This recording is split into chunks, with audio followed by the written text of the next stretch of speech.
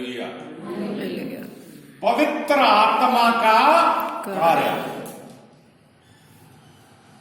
मेरे अजीज बहन भाइयों, पहले जब हम वचन में बाइबल की पहली किताब पढ़ते हैं तो पहले वचन में लिखा परमेश्वर की आत्मा जल के ऊपर क्या थी? और वचन में हम पढ़ते हैं पुराने अहदनामे में जो परमेश्वर की आत्मा थी, पवित्र आत्मा थी, वो आती थी चले जाती थी, फिर आती थी फिर चले जाती थी। लेकिन जब यीशु मसीह इस धरती पे आ गए तो यीशु मसीह ने हमें वो गिफ्ट के तौर पे सदा के लिए दी। बोलो हालेलुया। मेरी बात को ध्यान से समझिए। पहले पवित्र आत्मा आती थी चली जाती थी, आना जाना ही उसका लगा रहता था। परमेश्वर अपने भविष्यद्वक्ताओं को, नबियों को खड़ा करता था और उनमें आत्मा समाती थी और वो परमेश्वर का काम करते थे। परमेश्वर जिसके ऊपर जाता था आत्मा भेजता था, वो फिर परमेश्वर का काम करता था। लेकिन जब यीशु मसीह ने इस जगत से जाना था, अपना कार्य पूरा करके सलीब पे भी उन्हें चढ़ा दिया, तीसरे दिन मुर्दों से जिंदा हो गए। 40 दिन के बाद जब वो धरती से गए तो उन्होंने कहा कि मैं तुम्हें अनाथ ना छोड़ूंगा, तुम्हें एक सहायक दूंगा, वो है पवित्र आत्मा। बोलो हालेलुया।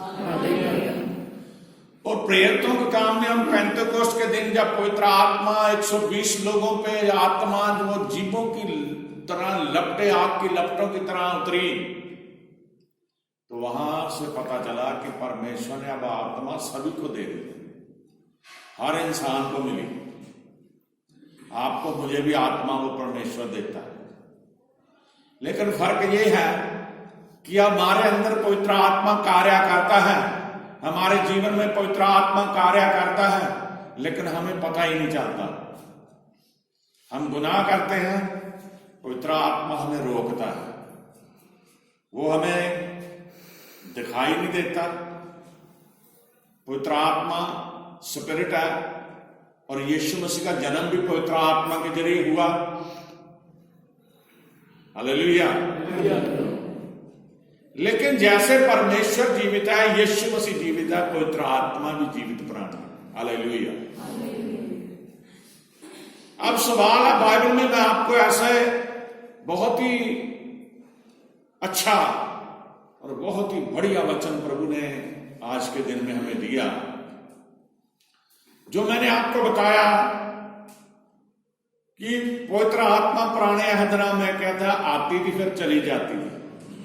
पहले तो हम इसके ऊपर ध्यान करेंगे और फिर यीशु मसीह के वायदे की तरफ ध्यान करेंगे जो सदा के लिए सभी को मिले। बोलो हालेलुया। हालेलुया। न्यायों की पुस्तक है, उसका 6 अध्याय, उसकी 34 आयत पढ़े। न्यायों, पुराने अहदनामे में न्यायों 6:34।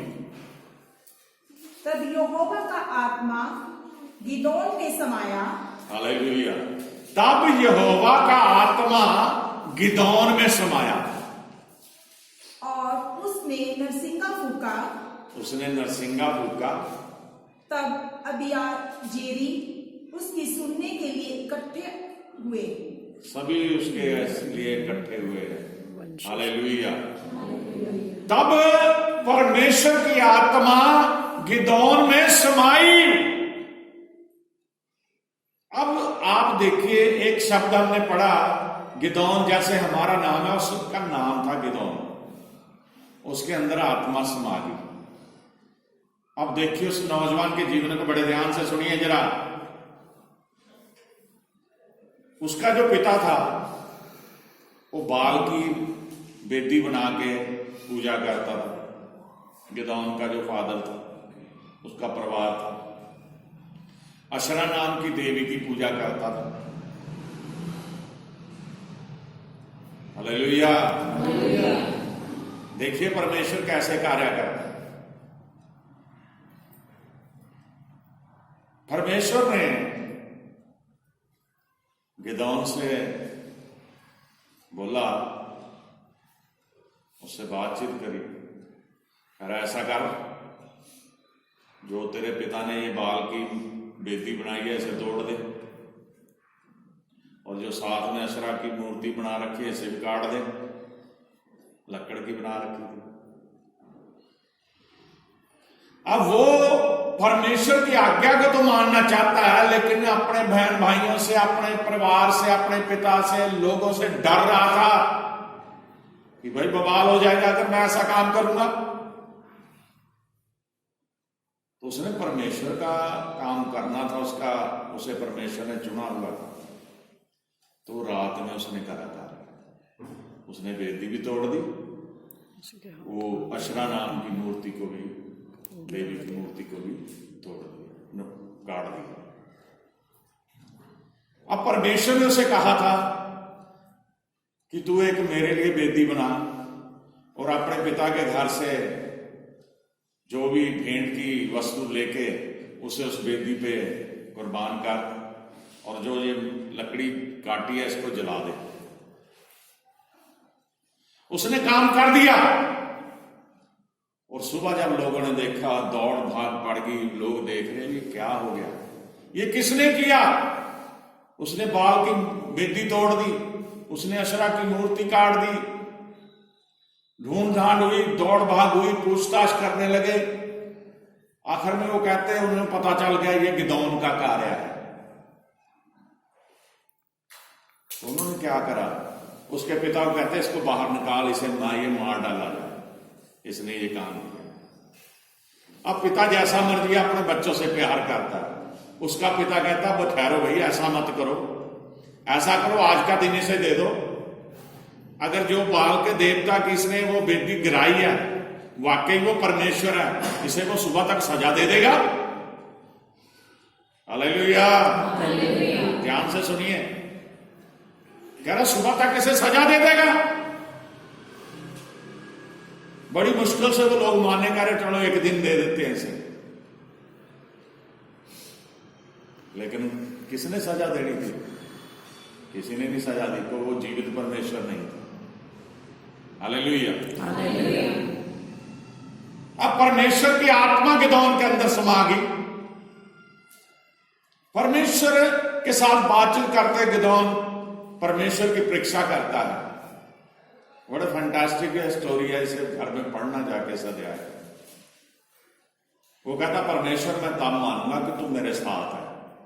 कि देख मैं एक ऊन ले रहा हूं, भेड़ की ऊन, इसे मैं खुले में रख दूंगा, सारी जमीन सूखी रहनी चाहिए, तेरी ओस इसी पे पड़नी चाहिए। जब ओस पड़ती है तो सभी जगह पड़ती है, पत्ते वृक्ष सभी के ऊपर पड़ती है, जमीन पे पड़ती है। उसने शर्त रख दी कि सिर्फ ओस इस ऊन के ऊपर ही पड़े और कहीं ना पड़े। परमेश्वर ने कहा ठीक है। सुबह को जब वो उठा, गया खुले में जहां रखी थी ऊन, उसने ऊन उठा के जब नचोड़ा उसको, तो एक प्याला पानी का भर गया और कहीं भी ओस नहीं थी। हालेलुया, बहुत सुनने वाली बात है ध्यान से। बाकी सब सूखा था, सिर्फ ऊन ही गिल्ली हुई। इतनी गिल्ली हुई जब उसने निचोड़ा तो पानी का कटोरा बन गया। अब वो दोबारा कह रहा परमेश्वर मुझे माफ करिए, एक बार मैं और तुझे चाहता हूं, मैं एक बात और चाहता हूं। अब तू ऐसा करना, सारी जगह ओस पड़नी चाहिए, ये ऊन जो मैं दोबारा रखूंगा ये सूखी रहनी चाहिए। बोलो हालेलुया। परमेश्वर ने उसे कहा ठीक है, और दूसरे दिन जब उसने देखा हर जगह ओस पड़ी ही, लेकिन वो ऊन बिल्कुल सूखी पड़ी। हालेलुया। ये है वजूद परमेश्वर का। अगर वो बाल का जो उसने बेदी गिराई थी एक थड़ा सा ही बनाया होता, और जो मूर्ति लकड़ी की काटी थी, अगर वो जीवित होते, अगर वो ताकतवर होते, अगर वो वाकई उनमें ताकत शक्ति होती तो उसे मार देते। जब उसने उसे उन्हें काटा, जब उसने बेदी गिराई, परमेश्वर ने उसे दिखाया कि मैं जीवित परमेश्वर हूं। हालेलुया। परमेश्वर ने बताया कि मैं तुझे चुन लिया, मेरी आत्मा तेरे अंदर समा गई है, हालेलुया। कितने लोगों को समझ आई है सर? कहने का भाव है परमेश्वर के सिवा कोई परमेश्वर, उसके अलावा कोई और परमेश्वर नहीं है। अभी हमने 138 गुर पढ़ा, कहता मैं पूरे मन से तेरा धन्यवाद करूंगा, और देवताओं के सामने मैं तेरा गीत गाऊंगा। परमेश्वर महान है, इसलिए उसने ये बात बोली। उसने स्पष्ट कहा कि कमंडियों को परमेश्वर पसंद नहीं करता। हालेलुया।